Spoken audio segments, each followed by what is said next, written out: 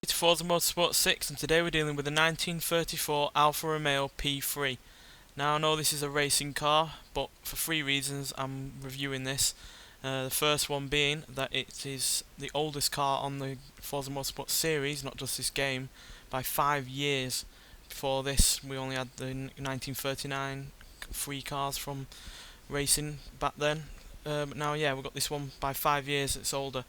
Second reason is because it's a truly legendary Grand Prix racer car.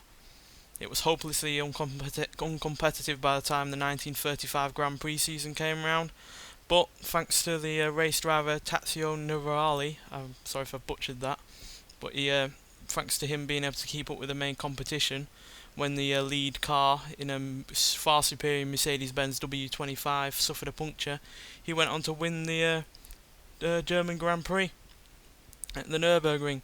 Despite being hopelessly uncompetitive, at about 100 horsepower down on the Mercedes and was also nowhere near as aerodynamic. But yeah, went on to win in front of several 100,000 Germans and actually embarrass the officials back then. It also won 16 of the 39 Grand Prix in 1935, despite again being uncompetitive in its engineering. And the third reason is because it has a truly magnificent engine, which I really love. It's a twin cam, twin supercharged aluminium 3.2 litre inline 8 engine, producing 285 horsepower and 300 pounds-feet of torque, which is pretty damn good, to be honest, especially for back then.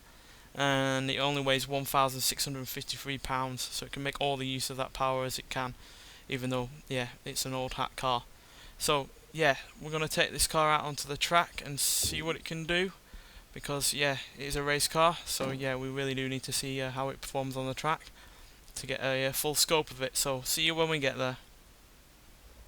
Welcome to Virginia International Raceway North Circuit. We're going to take this car around on the first lap and talk through it on the second lap.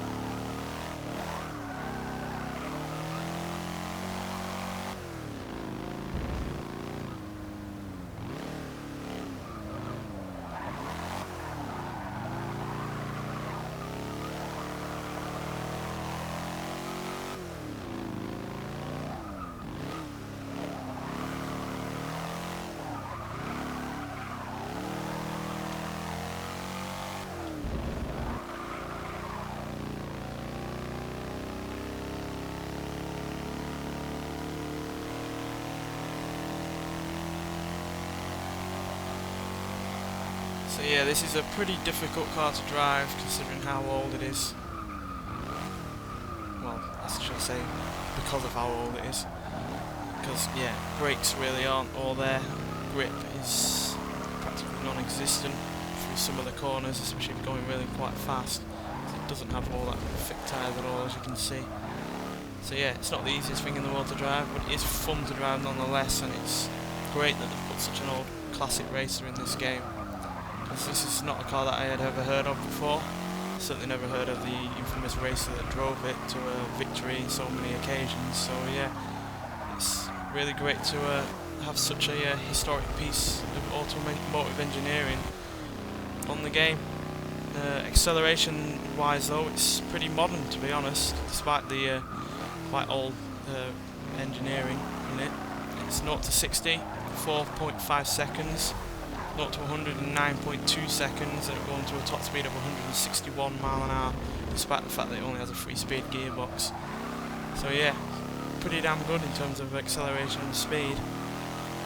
But yeah, even though it does have that kind of, you know, acceleration and speed, like I said, it was hopelessly outclassed in terms of cars back in the day by the Mercs and the auto unions around at that time.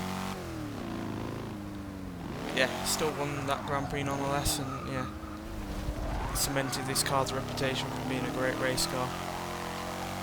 I wish, or I hope, that Forza put more cars like this in the game, whether or not this game or any future games, because yeah, not many people are going to ever see something like this in real life, so to have at least a slice of it in digital form is really, really good, and I love the fact that they've done it, and I'm really, really glad they did, because I've found out things I never heard of before from Alfa Romeo, and certainly didn't know they were so famous for racing back in that time. Thought it was later on, but yeah, cracking car nonetheless, and I highly recommend you trying it out, because even if you're not going to race it competitively, it's still interesting to look at and drive.